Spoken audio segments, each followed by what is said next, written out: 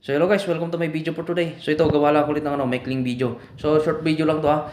So sasagutin ko lang yung nag-comment nun sa akin dun sa aking video na about sa kasi nag-topic ako nun kung bakit natitiwalag ang mga miyembro ng Iglesia ni Cristo, kung bakit sila natitiwalag.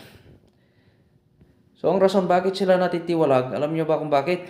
Kasi may naroon silang nilabag na batas or nilabag na alituntunin kaya sila tinitiwalag ng INC. Pero hindi yung sinasabi ng iba, nagliwanag yung kaisipan nila. Kaya sila umalis sa Iglesia ni Cristo at tumiwalag. Pero maniwala man kayo saka hindi, natiwalag talaga yan dahil may nilabag na batas. Kahit sabi mo mangkusa kang umalis sa INC, may nilabag ka pa rin. Ano yung nilabag mo? Kasi hindi mo dapat iwanan yung pagiging iglesia mo eh. Sa akin, alam ko yan, gawa ng dati akong Iglesia ni Cristo, tiwalag nga lang ako ngayon. At ang mga nanay ko ay INC pa rin. Kaya sa akin, alam ko unti-unti nang bumabalik yung aral. Kaya yung nagsasabi na pero hindi ka nang basta ititiwalag yan, depende rin yan sa kaso mo eh.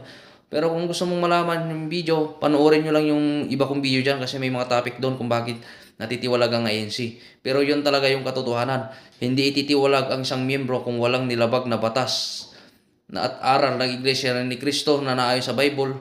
Kung hindi ka lumabag, hindi ka naman titiwalag eh. Kaya natiwalag yan dahil lumabag.